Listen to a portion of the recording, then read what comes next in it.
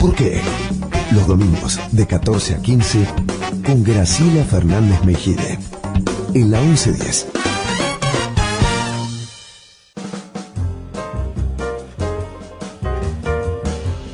Bueno, usted y yo sabemos que este programa sería imposible sin los tres ángeles guardianes que me acompañan, Pablo Marmorato y Uriel de Simone, que hacen la producción, y en la operación técnica está Nicolás Reynoso. Gracias a ustedes. Seguimos conversando con Luis Rapoport y Jorge Rulli, y Jorge nos iba a contar su entrevista con Perón, Perón en España, y él un militante. ¿Militante de qué? Sí, sí. Bueno, ya habíamos formado, digamos, Perón me conocía de haber organizado la FAP, que era una especie de reaseguro para su retorno del año 64. Pero te estoy hablando de después la muerte del Che Guevara nos arrastra, mejor dicho, la lucha de Guevara nos arrastra y la muerte de Guevara es un golpe muy duro para mi generación. Y yo lo veo a Perón en el 60, a principios, enero del 69. Pero bueno, digamos seguía, que en el 64, recordemos, Perón estuvo a un tris de claro, llegar en el gobierno de Ilia, de Arturo Ilia, y claro, que le hacen bajar el avión en Brasil. Claro, bueno. Yo creo que Perón, evidentemente Perón no sabía si lo iban a dejar entrar, si iba a poder entrar, pero tenía una seguridad. Yo creo que Perón siempre pensaba estrategias complejas. Lo tenía Goulart en Brasil y podría haberse refugiado o haberse quedado quizá en Brasil. A lo mejor era una alternativa cerca de la Argentina, pero cuando el viaje el viaje de retorno es inminente, hay un golpe de Estado en Brasil. Sí. Entonces pierde esa situación. Esa posibilidad. También pierde la situación que por cambios que se dan en Uruguay, de quedarse en Uruguay, que hubiera sido otra alternativa. Claro. En definitiva, que lo retornan. Y bueno, ahora vamos a 69 y 20. No, el tema es que, bueno, en el peronismo que yo conocí había sectores aburguesados, digamos así, había sectores neoperonistas y había sectores combativos. Esta en todo caso era la diferencia, pero no era la diferencia ideológica que se va a dar después. Yo siempre estuve entre los combativos, claro está, y para sorpresa de muchos, más de una vez tuvimos que, una vez le rompimos un acto al viejo Jaureche, que era uno de los politiqueros de la época. O sea, ahora parece que es el Che Guevara, pero en realidad Jaureche siempre fue la ala burguesa del peronismo, de aquel peronismo antiguo, ¿no? Y nosotros como Juventud Peronista éramos el sector más combativo, más agresivo. ¿Y por qué viajaste vos a entrevistarte con Perón? Bueno, llegué, me vi con Perón cuando volvía de Cuba, a fines del 68 salí de Cuba, y bueno, el asunto es que discutí con él algunas posibilidades revolucionarias y lo vi muy, ¿cómo te diría? Ese Perón conductor que a veces que me dice, Rulli, no puedo hacer la revolución con los buenos, nada más, me reta de alguna manera. Es decir, era como, para mí fue como estar con mi padre o con mi abuelo, ¿no? Era una... Con las mismas contradicciones. Claro, con las contradicciones propias de una familia, ¿no? Y creo que para Perón también era lo mismo, ¿no? Lo debe haber sentido, evidentemente. Fue muy fuerte, ¿no? Encontrarlo a Perón, poder hablar con él, sentir que no manejaba los lenguajes de mi generación, también, pero los lenguajes de mi generación reconozco que eran los cubanos, debo reconocerlo. ¿Te frustró eso? En su momento sí, me afectó porque yo le hablaba de la lucha armada y él me hablaba de Ñíguez. ¿Se entiende? Pero claro, y ahí era un militar que intentó un golpe de Estado, ¿no? Él me hablaba de... Era el ministro del Interior cuando secuestraron a Aramburgo, me parece. Claro. Pero, en fin, yo también he pensado mucho en esto, porque unos meses después es la entrevista con Firmenich, y si no me equivoco con Quieto, que viajan a Madrid, y ellos no observan lo que yo observé. O sea, o Perón aprendió rápidamente, o le sirvió la entrevista conmigo para decir, acá me tengo que poner al tanto de un nuevo lenguaje, porque ellos no observan, ellos que van dispuestos a la crítica no observan lo que yo observé. Así que es posible que haya sido capaz de hablar los nuevos lenguajes que se hablaban, que tenían mucho que ver, más allá de que fuéramos peronistas de verdad unos y entristas los otros. El mundo cultural del levantamiento francés, del levantamiento estudiantil, de la Revolución Francesa, de la Revolución Castrista, estaba en nosotros, ¿no? Era propio de la época. Claro. Y era propio de las lecturas. Leíamos a Abraham Guillén en la cárcel, el viejo anarquista español, ¿no? Que decía... ¿Cómo? Claro. Entonces el viejo Guillén decía, la administración la tiene el enemigo, no tenés que tener una administración propia. Bueno, ese tipo de cosas. Claro, yo trataba de explicárselo a Perón, imagínate, no era fácil, ¿no? No te entendía. Pero bueno, no, el tiempo no pasa en vano, yo ahora me doy cuenta que el desubicado era yo, claro, por supuesto. Ahora fíjate. Pero bueno, yo era mucho más joven, claro. Fíjate vos que yo no estoy tan de acuerdo con Luis cuando él dice, a mí no me interesa la historia. Y yo digo, a mí me interesa la historia para poder pensar el futuro. Cuando empezamos, antes de empezar esta audición, hablábamos de lo que significa hoy la globalización y a través de la tecnología, cómo estamos siendo cada vez más esclavos de esa tecnología. Se te cae un sistema y bueno, y esto a nosotros también nos cuesta entenderlo, porque venimos de una época en que pensar en eso era casi un sueño de Bradbury, cuando nosotros éramos jóvenes. Es decir, siempre el pasado sostiene, a mi criterio, cosas que nos permiten ir comprendiendo lo que nos va pasando y nos ponen en una situación como lo pusiste vos a Perón supuestamente, de tener que decir, oigan, o entiendo lo que está pasando, claro, o me quedo en el pasado que no quiero ser. Claro. Che, te voy a hacer una confesión y de paso después te hago un regalo cuando te vea. Me pasé unos 7, 8 años en mi vida estudiando historia y terminé escribiendo un libro sobre historia. Así que coincido. ¿Me lo regalás? Y te voy a regalar, sí. Pero después te comento por ti. ¿Vos admirador de Hoban y de Jude? No. Tony Jude sí. Tony Jude sí, pero no Hoban. Pero termina la historia. No, la historia era esa. Yo echo de menos una Argentina épica, una Argentina con otro culto al coraje, esto que tiene a lo mejor que ver con lo que tú dices, Graciela, esta tecnocracia, ¿no?, que se impone sobre la vida política. Lo que hay un filósofo cordobés que habla de esto de la tecnopolítica, ¿no? En fin, yo quería contar una anécdota de mi abuelo, ¿no? Mi abuelo nace en el 65 viene en de Italia. Abuelos esto. Fíjate vos, no, claro, para competir con él. Sí. En el 65 nace en Italia, en Los Abruzos. 25 años después, yo no sé en qué momento llega, pero cuando él tiene 25 años, en la Argentina, en Buenos Aires hay una revolución que es la Revolución del Parque, en 1890. Tiene 25 años, no sé cuándo llegó. Él está peleando en la calle con los cosacos. Yo ni siquiera sé si hablaba español, pero el asunto es que se refugia de los cosacos con otros jóvenes, era anarquista, y se meten en una casa patricia donde se flecha con mi abuela Elvira. Mira. O sea, le abren la puerta para refugiarlo con otros, como es habitual todavía en la calle de Buenos Aires, y la conoce a mi abuela. Esta es la historia, ¿no?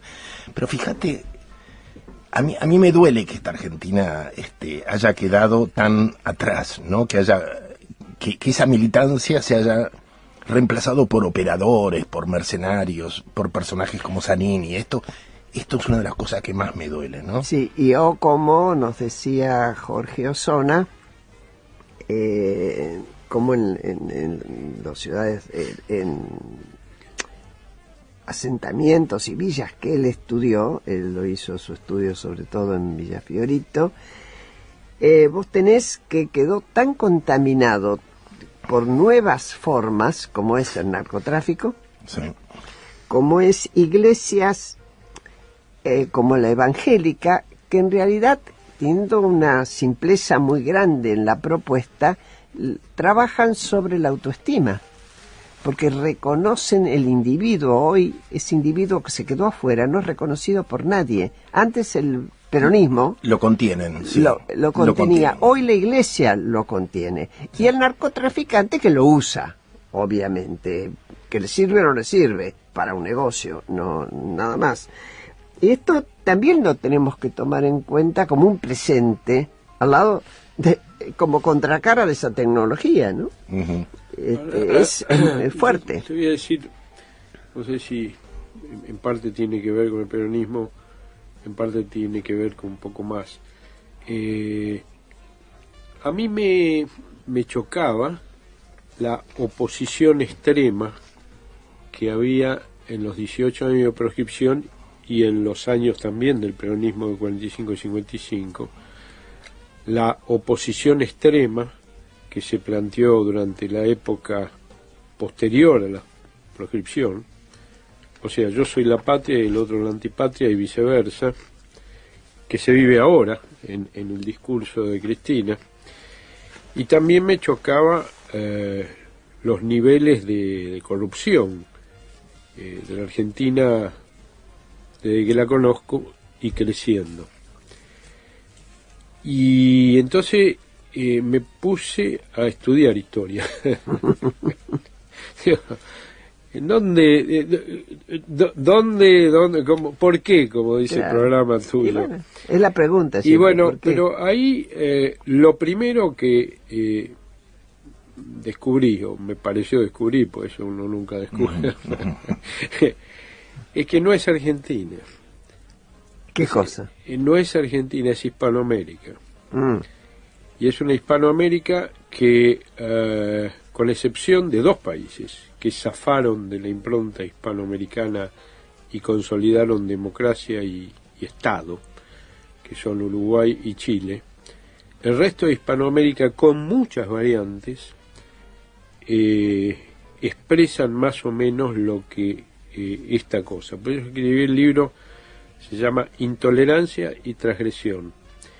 Eso es lo que me vas a regalar después. Sí, y para entender Hispanoamérica vine a descubrir, poco tardíamente, porque no sé para qué sirve a esta altura, que posiblemente la historia más interesante, donde se concentra como en ningún lugar el etos hispanoamericano, es México. Uh-huh. Y yo creo que ahí en el estudio de la historia mexicana aparecen muchas claves de lo que somos nosotros y algunas claves de lo que no somos nosotros. Claro. Porque Hispanoamérica también es el mundo precolombino, que acá en Argentina no es muy débil, ¿no? O yo sea, comparto mucho lo que estás diciendo. Siempre me ha impresionado esa frase que hay en la Plaza Tlatelolco que dice: la revolución es un largo periplo hacia nosotros mismos. Claro, no hacia además adelante. está el tema de las tres culturas, ¿no? Claro. O sea, la cultura precolombina, lo español y el confronte con la modernidad norteamericana. Pero también es verdad que una de las características nuestra, y ustedes hablaron de eso, fue la fuerte migración europea, que incide. Ahí hay una, yo creo que eso es lo que de alguna forma diferenció a la Argentina, que, claro que sí. Pensá que en 1920 entre inmigrantes e hijos de inmigrantes había más que nativos en la Argentina. Sí. Es brutal, en Estados Unidos, en ninguna parte del mundo. Ahora, hay una frase de Borges, y es que en algún momento dice: y la Argentina encontró su destino latinoamericano. Y yo creo que en lugar de hacer, como alguna gente se imaginaba, un tránsito hacia Europa, y llamemos así, hacia la modernidad europea, lo que vinimos haciendo fue un tránsito hacia una Hispanoamérica sin incorporar lo que buena parte de algunos países de Hispanoamérica que preservaron una clase dirigente, y esa clase dirigente intenta en algunos países, caso básicamente de Colombia, caso de Perú, más Colombia posiblemente de Perú, intentan un camino de encuentro de la modernidad. Después está el análisis del juicio de la modernidad, que es otro debate, es ¿no? otro debate, Pero sí. Hay intentos de ese tipo. En el caso chileno ni hablar, en el caso uruguayo Claro, cuando ni vos hablar, decís que había casi más europeos que nativos, explica la necesidad del voto universal. Con el voto universal, el extranjero que quiere nacionalizarse se transforma en una fuerza a través del voto. Y el servicio militar y la educación pública, todo es parte de esa Argentina que esa Argentina que se diferencia del otro. Sí, necesita encontrarse como país, ¿no? Exactamente. Y se que va al buscando. mismo tiempo era lo atractivo que tenía en su momento, porque era una cosa cuestionadora, transgresora en el buen sentido. Sí. ¿Cómo se llama? Que puede salir un Charly García, puede salir qué sé yo, este tipo de cosas que expresan una vitalidad creativa que todavía a buena medida la Argentina la preserva, ¿no? Sí. Pero que está cambiando. Yo creo que es una de las... Yo siempre digo, hoy no podría surgir un Homero Mansi. Los pueblos de donde vino Homero Mansi no existen más o están destruidos por el asistencialismo, ¿no? Sí, pero lo que te va a parecer es otra cosa, seguramente, porque yo veo jóvenes en la familia, tengo muchos, entre los amigos y todo, y en general son creativos en otros temas, y desde otro lugar ya desde otro lugar, con toda esta cuestión moderna, actual, que nacen. Hoy que un chiquito de 2 años o 3 años le maneje el iPad al padre o a la madre no es ninguna novedad para ninguno de nosotros ya. Hay otras cuestiones que van a... Yo siempre pienso que a veces yo por mi edad me desazono pensando aquello fue lo mejor, y no. Yo creo que siempre va a haber un espacio de creatividad, pero más que por realismo que por otra cuestión, ¿no? Sí, la novedad negativa de todo esto es que los extremos de transgresión y asociados a los extremos de pobreza y de marginalidad a los que llegó la Argentina determinan un futuro que es un signo de pregunta, ¿no? Bueno, ahí es hoy. El peronismo. Yo no hablo de aquel peronismo que ustedes ya bien marcaron, sienten lo que hoy se llama peronismo. Para ustedes, ¿qué constituye? Es una pena que no haya venido Silvia al mercado, porque yo creo que ella, no sé si consciente o inconscientemente, es parte de una operatoria que yo la considero muy perversa de liquidar la figura de Perón hoy. Ahí, fíjate que hay una ley que ordena levantar su monumento. Nunca va a tener un monumento, pero es muy duro. ¿Te acuerdas la anécdota del viejo Cafiero cuando la va a ver a la Presidente y sale llorando, ¿no? Al respecto. El odio se mantiene y parece que liquidar la figura de Perón... Pero vos hoy pensás, por ejemplo, que personas como Cristina Fernández de Kirchner tienen ese odio al peronismo. Sí, yo creo que sí.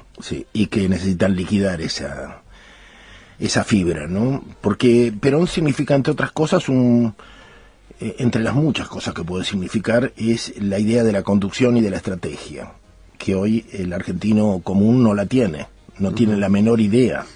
En su vida, yo justamente trabajo en eso, porque creo que el futuro de la Argentina es imprevisible y caótico con certeza. Entonces, me esfuerzo mucho en cursos y en los trabajos que hago y en el Facebook y en la capacitación que llevo adelante de que la gente incorpore líneas de estrategia en su vida, que tienen mucho que ver con la encíclica del Papa ahora, de cómo vivir de otra manera, con menores recursos, pero mejor, con mayor calidad de vida.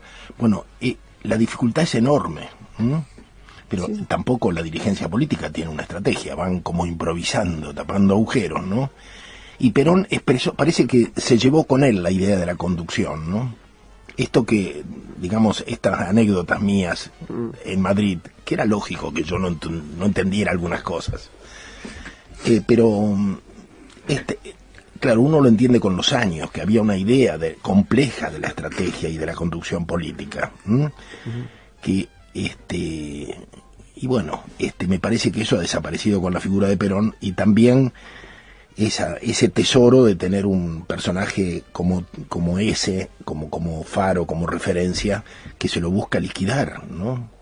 ¿Vos pensás que se lo busca liquidar o se va muriendo de muerte natural? Mira, no sé, lo que sí yo coincido es que Perón era esclavo de un proyecto grande. Tenía una visión del mundo, tenía una visión de la Argentina que expresaba grandeza. Bueno, él también era un hombre de época, porque era el momento de los estados-nación, en todos lados. Y yo creo que esta gente es esclava de la mezquindad. Y entonces, en eso coincido con lo que vos decís. Ahora, la pregunta tuya, si lo quieren terminar o si... Yo creo que va a venir una revisión inevitable desde la historia, con más, ¿cómo decirte?, con más desapasionamiento en algún momento, sobre todo cuando se termine esta polarización que es hija de la mezquindad y de la nada, del afán, cuestión amigo-enemigo, de preservar el poder, en el fondo de una enorme estupidez, ¿no? Y yo creo que eso se va a terminar, por fortuna, y yo creo que van a haber gente, investigadores, que van a volver a repasar la historia con una mejor contextualización que la que hace... Menos apasionamiento. Y claro, porque en el fondo Silvia, lástima, no está acá, yo se lo dije varias veces. Vos no estás peleándote con Perón, vos te estás peleando con Cristina Kirchner. Claro, pero equivocó los planos, entonces. Bueno, claro. A mí, digamos, insisto, la historia me ayuda a pensar y contemplar la realidad. Si uno mira hoy quiénes son las personas más notables que rodean, con gusto o sin gusto, de la Presidente, a Cristina, yo no veo peronismo, digamos, paladar negro peronista, no veo a nadie. No, claro. No, nadie, no porque pretenda que esté gente de no sé qué época, pero o provienen de la no política o de otras situaciones políticas diferentes, claro. ¿no? Sí, o vienen del afán, o son logreros, qué sé yo, tipo como Vudú, o qué sé yo, ¿qué? Vas a buscar una ideología. Decir que proviene de la UCD es un exceso, ¿no? Es como regalarle un pasado político que claro, no tiene. el tipo, qué sé yo, un vivillo de pueblo que... A propósito de lo que dice Graciela, hay un tema para mí fundamental, que es la globalización. Y que a Perón lo tiene como partícipe en cierta medida, porque esto me consta por amigos que han estudiado el tema. Perón trabajó mucho en el tema de cómo evitar la globalización que venía. Su estadía en Europa en los últimos tiempos, trabajó con muchos estudiosos que trataban de evitar lo que vino después, que es este rostro despiadado de la globalización, ¿no? Que de alguna manera se instaura en el 73, cuando David Rockefeller viaja y establece relaciones con Mao Zedong y se acuerdan el primer traspaso de fábricas a lo que es la China popular, ¿no?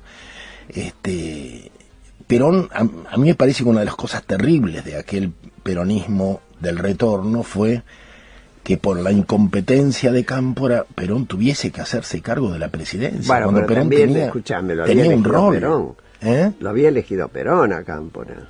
Sabía quién era.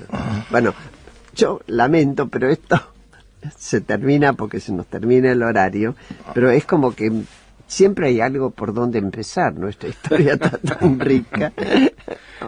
Yo les agradezco un montón. Lamento que no haya estado Silvia. Me hubiera gustado que ella pudiera discutir sus argumentos con ustedes, pero bueno, a lo mejor en otro momento.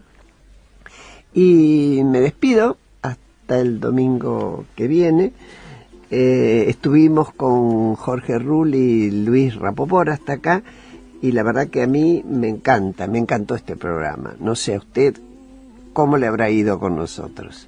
Hasta el domingo próximo, que lo pase muy bien. Muchas gracias. Gracias.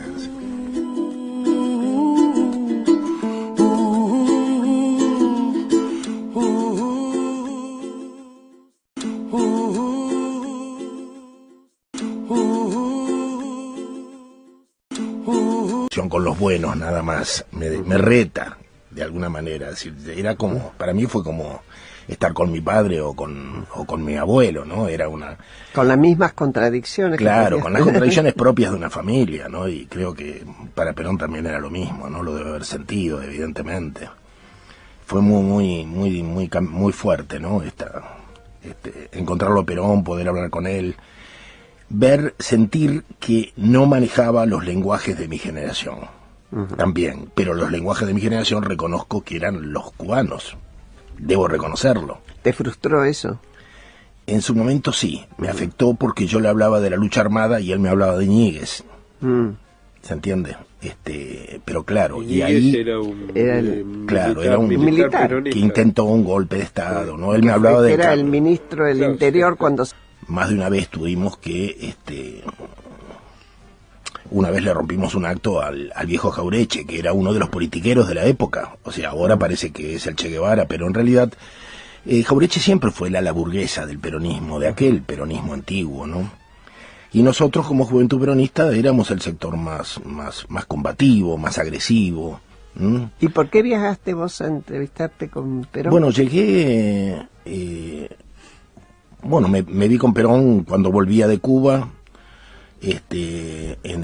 a fines del 68 salí de Cuba, y bueno, el asunto es que discutí con él algunas posibilidades revolucionarias y lo vi muy, ¿cómo te diría? Ese Perón conductor que a veces, que me dice, Ruli, no puedo hacer la revolución. ¿Por qué? Los domingos de 14 a 15 con Graciela Fernández Mejide en la 1110.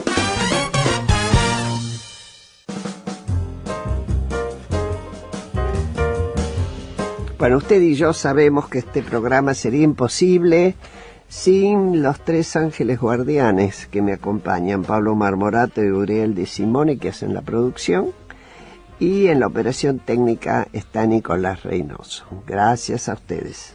Seguimos conversando con Luis Rapoport y Jorge Rulli, y Jorge nos iba a contar su entrevista con Perón, Perón en España, y él un militante. ¿Militante de qué? Sí. Bueno, ya habíamos formado, digamos, Perón me conocía de ver en Brasil y podría haberse refugiado o haberse quedado quizá en Brasil, a lo mejor era una alternativa, cerca de la Argentina, pero cuando el viaje el viaje de retorno es inminente, hay un golpe de Estado en Brasil. Sí. Entonces pierde esa situación. Esa posibilidad. También pierde la situación que por cambios que se dan en Uruguay, de quedarse en Uruguay, que hubiera sido otra alternativa. Claro. En definitiva, que lo retornan. Y bueno, ahora vamos a 69 y 20 días. No, el tema es que, bueno, en el peronismo que yo conocí había sectores aburguesados, digamos así, había sectores neoperonistas y había sectores combativos. Esta en todo caso era la diferencia, pero no era la diferencia ideológica que se va a dar después. Yo siempre estuve entre los combativos, claro está, y para sorpresa de muchos, el organizador de la FAP, que era una especie de reaseguro para su retorno del año 64. Pero te estoy hablando de después la muerte del Che Guevara nos arrastra, mejor dicho, la lucha de Guevara nos arrastra y la muerte de Guevara es un golpe muy duro para mi generación. Y yo lo veo a Perón en el 60, a principios, enero del 69. Pero bueno, digamos que en el 64, recordemos, Perón estuvo a un tris de llegar en el gobierno de Ilia, de Arturo Ilia. Y claro, que le hacen bajar el avión en Brasil. Claro, yo creo que Perón, evidentemente Perón no sabía si lo iban a dejar entrar, si iba a poder entrar, pero tenía una seguridad. Yo creo que Perón siempre pensaba estrategias complejas. Lo tenía Goulart